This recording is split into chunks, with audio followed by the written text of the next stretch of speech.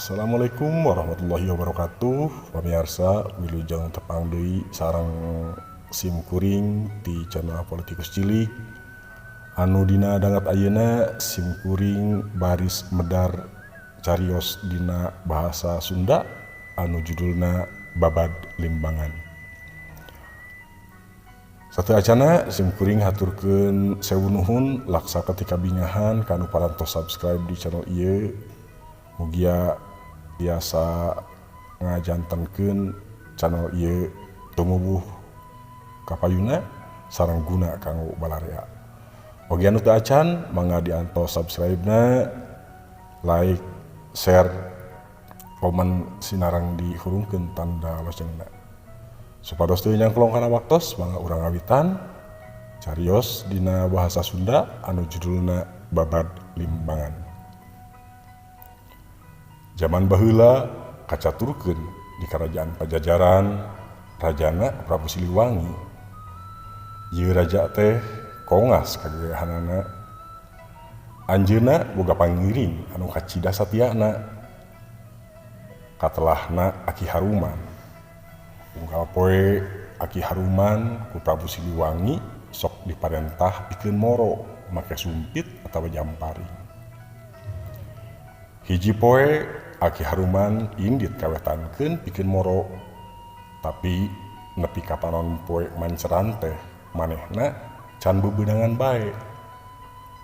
Sanajan geus turun unggah gunung sato hewan siga tilem teu kapanggih sahulu-hulu acan.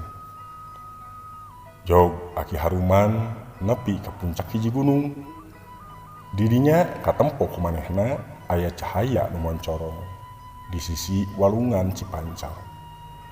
Puguh we anjeunna hemengeun. Barang disampeurkeun si horeng eta cahaya teh kaluar ti awak hiji putri nu keur mandi.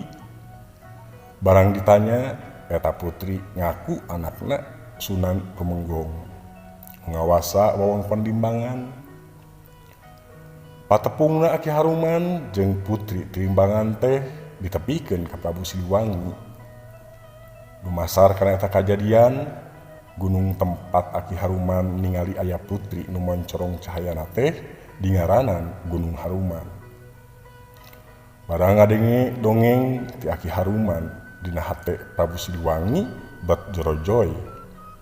Aya niat pikeun mileuheungkeun eta putri keur pipamajikanna. Nya ge teu kungsi tepung, tapi sang Prabu geus bisa nyipta-nyipta kumaha kageulisanana eta putri. Keur ngalaksanakeun niatna, Prabu Siliwangi ngutus Gajah Manggala jeung Arya Gajah, duanana pangagung ti Pajajaran, pikeun ngalamar putri Limbangan teh. Inditna dibarengan ku Aki Haruman jeung para pangiring anu samagreng ku pakarang. Prabu Siliwangi ngawawadian yen eta utusan teh teu meunang balik samemeh hasil ngalamar nyi putri. Teu kacatur di jalana sanepina kahareupeun Sunan Tumenggong, Gajah Manggala nepikeun maksudna yen manehna diutus ku Prabu Siliwangi pikeun ngalamar putri Limbangan. Ku Sunan Tumenggong eta kahayang Prabu Siliwangi teh ditepikeun deui ka nyi putri. Barang nguping pamaksudan utusan Prabu Siliwangi, nyi putri teh katinggal henteu berag. Pokna, Ama hapunten anu kasuhun, abdi teu tiasa nampi panglamar ti Prabu Siliwangi. Sunan Tumenggong teu kurang-kurang kagetna. Pokna, naha Ama nyalira uninya apan sang Prabu teh tos kagungan istri langkung ti 100 jalmi. sanajan dipapaksa ku ramana sarekna embung dikawin teh keukeuh embung. Ari utusan tetep ageuh nyekel timbalan Prabu Siliwangi yen maranehna kudu hasil ngalamar nyi putri. Tungtungna ku haben dipapaksa nyi putri teh ngaleungit ilang tanpa karana. Sunan Tumenggong teu cicing Bur bereneangan putrina anu ngaleungit tea.